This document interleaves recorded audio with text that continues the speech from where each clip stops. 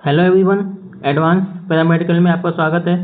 हम बात कर रहे थे वर्टिब्रल कॉलम में एनाटॉमी की और सर्वाइकल वर्टिब्रा की। उसी को अपन आज कंटिन्यू करेंगे।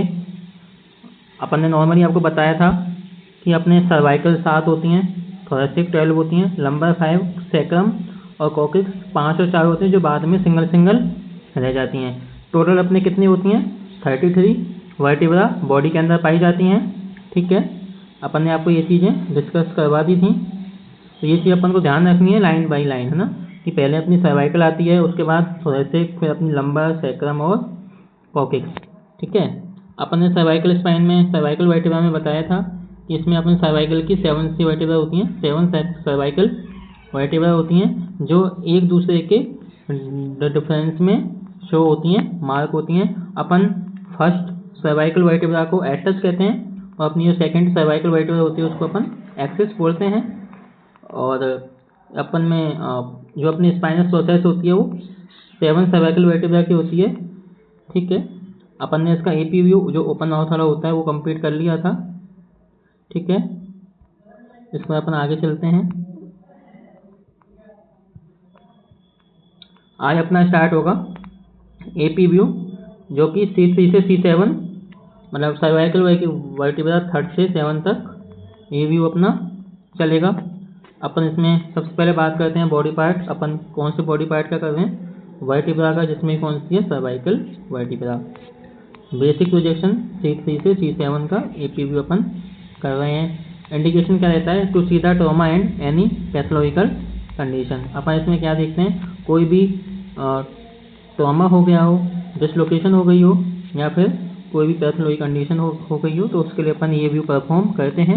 ये चीज़ देखने के लिए अपन ये व्यू परफॉर्म करेंगे। अपना जो कैसेट साइज रहता है वो 8-10 और 10-12 का रहता है। पेशेंट की पोजीशन जो रहती है, the patient supine on the x table और इरेक्ट इनटू एपी पोजीशन। जो अपना पेशेंट है एक्स टेबल पर सुपाइन पोजीशन में रहेगा, ठीक है, और इरेक्ट होगा, खड़ा रहेगा एपी पोजीशन में। ठीक है, दोनों पोजीशन में अपना व्यू हो जाता है, सुपाइन में हो जाएगा, इरेक्ट में भी हो जाएगा। ठीक है, the chin is raise so that lower jaw is perpendicular to the film. अपनी जो चिन है थोड़ी उसको अपन राइज करेंगे, इसलिए कि जो अपना लोअर जबड़ा होता है, नीचे वाला जबड़ा होता है, वो फिल्म के परपेंडिकुलर होना चाहिए। ठीक है, the patient ear pinna should be equal distance to the film. जो पेशेंट की अपनी ईयर पिन्ना होती हैं, ईयर पिन्ना कान की जो है ना, वो अपने इक्वल डिस्टेंस में रहनी चाहिए फिल्म के। ठीक है, आगे दोस्तों आपको डायग्राम बताया गया है, तो अपन दिखा देते हैं। आप देख लो, जो अपनी ईयर पिन्ना है बिल्कुल इक्वल डिस्टेंस में है, और जो लोअर जा है वो परपेंडिकुलर है। ठीक है, ये अपने वो चीज़ ध्यान रखनी होती है। ठीक है,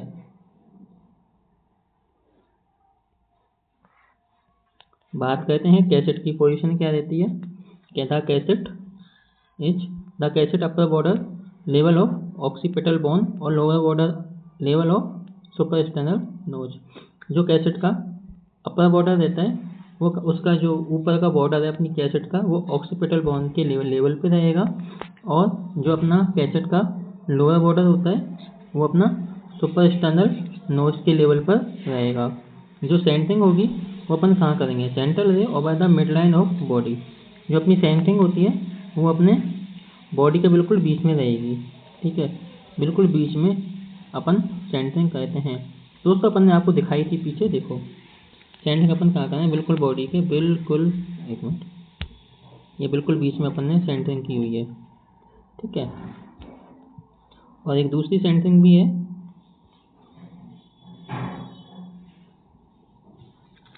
नहीं, सेंट्रल है over the mid line of the body 2 inch above suprasternal notch. अपनी जो सुपरस्टेनल नोज है ना, उससे 2 इंच ऊपर करेंगे। प्लेस तो बताएंगे कहाँ करनी है, पता चलेगी कि बॉडी के बिल्कुल बीचों बीच हो रही है, लेकिन कहाँ हो रही है? 2 inch above the suprasternal notch at right angle to the film. The patient must be hold breath during exposure. Exposure के टाइम पे पेशेंट की जो ब्रेथ है, सांस लेने के लिए अपन उसको होल्ड करवाएंगे कि भाई आप अभी रुक जाओ, पेशेंट भैया जीवित रहोगे, 2 सेकंड सांस रोकने से मर नहीं जाओगे, तो थोड़ा सा सांस रोने में आप कोऑपरेट कीजिए। पेशेंट कहेंगे कि सर सांस रोकिए। जैसे अपन, ऐसे नहीं है कि आप पोजीशन लगा के गए और आपने सांस रुकवा दी, नहीं, ऐसा नहीं कहना होता है। जब आप एक्सपोजर दे रहे हो तो वहाँ पे बोलना पड़ता है सांस रोको, जैसे वो सांस रोक लेता है अपन एक्सपोज कर देते हैं उसको, अपन बोलते हैं कि ले लो, है ना। अपन को ये चीज़ पेशेंट को करवानी है, क्योंकि अपने व्यू में ये चीज़ बताई हुई है, अपन को व्यू वैसे ही करना है, अपनी पंचायतगिरी नहीं चलानी होती है। बाकी तो आप लोग समझदार हो, आपको इतना क्या बताऊँ मैं। ठीक है, अपन आगे चल लेते हैं। सर्दी का मौसम है, तैयारी पे ध्यान दो, है ना। फालतू चाहिए पकड़ लेते हो फालतू में। चलो तैयारी पे ध्यान देते हैं। तो अपन को इसमें क्या क्या दिख रहा है, C3 से C7 सर्वाइकल वर्टिब्रा सीन हो रही है, और साथ में इंटर वर्टिब्रल स्पेस भी सीन होता है। स्पाइनस प्रोसेस है सुपरइम्पोज और वर्टिब्रल बॉडी, जो अपनी जो स्पाइनस प्रोसेस होती है वो सुपरइम्पोज होती हुई दिखाई देती है।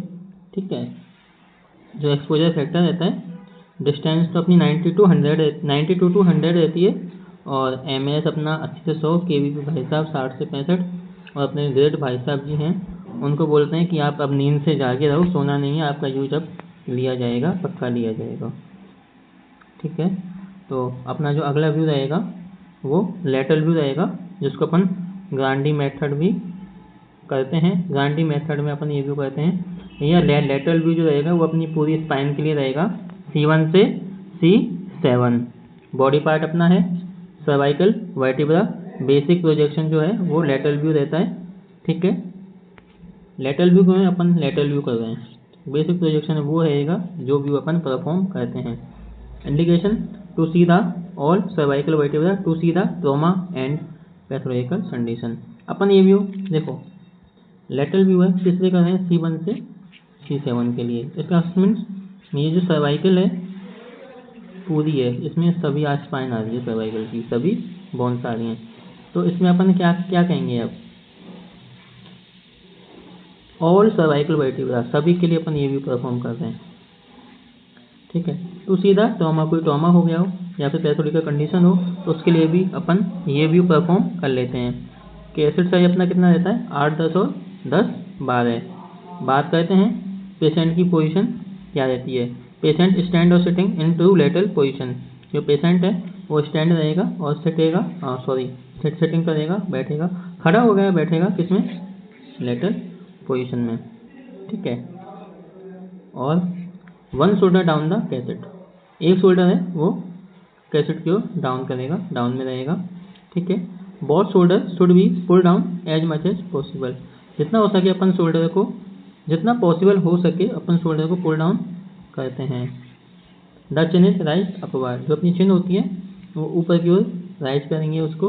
Head should be kept study by the head clamp, जो हेड है उसको अपन स्टडी के द्वारा हेड क्लैम्प पे कैप्ट करेंगे। ठीक है, ये अपना व्यू है लेटरल। ये देख लो दोस्तों, अपनी सर्वाइकल स्पाइन आपको पूरी दिख रही है, ये C1, C2, C3। एक मिनट, अब ठीक है, आपको पूरी शो हो रही है ना। ये C1 है, C2 है, C3 है, C4 है, ये जो है ना C5 है, C6 और C7 है, पूरी आपको इसमें शो हो रही है। ठीक है, तो ये अपना रहता है लेटरल व्यू, किसका, सर्वाइकल स्पाइन का। इसके बाद अपन बात करते हैं पेशेंट की वो पोजीशन ऑफ कैसेट की पोजीशन की। The lower border of the film must be at the level off shoulder, जो अपनी शोल्डर का लोअर बॉर्डर होता है, जो अपने फिल्म का लोअर बॉर्डर है वो किस लेवल पे रहेगा, शोल्डर के लेवल पे रहेगा। और ध्यान रखना हमने इस पोजीशन में शोल्डर डाउन भी करवाए हुए हैं। ठीक है, अपर बॉर्डर है वो at the level of top of ear pinna, जो अपना अपर लेवल होता है कैसेट का वो कहाँ रहना चाहिए, ईयर पिन्ना तक रहना चाहिए, ईयर पिन्ना के टॉप पे। ठीक है, जो अपना सेंटरिंग है अपन कहाँ करेंगे, centre the over the 2 inch below the mastoid process. Centring अपन कहाँ करेंगे, मस्टर्ड प्रोसेस से 2 इंच नीचे अपन सेंटरिंग कर लेते हैं। जो अपना FFD है, फिल्म टू फोकस डिस्टेंस, वो फोकस टू फिल्म डिस्टेंस है जो वो अपन रिड्यूस करेंगे, मैग्नीफिकेशन के लिए रिड्यूस करते हैं। इसके बाद exposure is done full expiration, जो अपना एक्सपोजर है वो फुल एक्सपायरेशन में अपना डन हो जाएगा।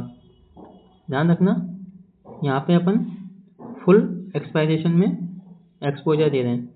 ठीक है, जो अपना RA है अपने रेडियोलॉजिकल अपियरेंस में अपन को क्या क्या चीज़ सीन हो जाती है। The whole body of the spine C1 से D1 आर क्लियरली सीन।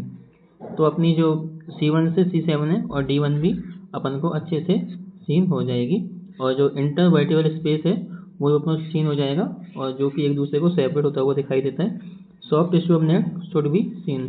जो अपने नेक की सॉफ्ट टिश्यू होती है वो भी अपन को सीन हो जाती है।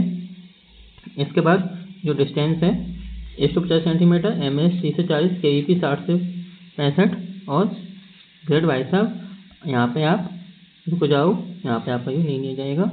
तो दोस्तों आज अपने 2 व्यू कंप्लीट हो गए हैं। हाँ, थोड़ा सा क्लास बनाने में टाइम लग गया था, अपन भी थोड़ा शादी ब्याह चल रहे हैं तो अपन शादी में बिजी हो गए थे, है ना। तो अपने को टेंशन नहीं लेनी है, तैयारी शुरू के लेक्चर जिन्होंने नहीं लिए हैं वो ले लेना, क्योंकि अगर आप शुरू से तैयारी करोगे तो अच्छा रहेगा। हम आपको पूरे व्यूज़ तो कंप्लीट करवाएंगे सही, और जल्द ही आपके लिए लगा हुए, तो उसमें टाइम लगेगा लेकिन एक खुशखबरी है वो भी देंगे। और बाकी आपकी रही डांसरूम की बात, तो मैडम थोड़ी सी बिजी थी, अभी कुछ दिन में आ जाएंगी तो आपकी उसकी तैयारी भी स्टार्ट करवा देंगे। जो नए स्टूडेंट DIT BIT में एडमिशन ले रहे हैं, अभी अपना नया बैच दिसंबर में ही स्टार्ट हो जाएगा जहाँ तक है, तो अपने को उस चीज़ का ध्यान रखना है, ठीक है। तो बाकी अपनी आज की क्लास को अपन यहीं ख़त्म करते हैं, मिलेंगे नए जोश के साथ, तब तक के लिए थैंक यू।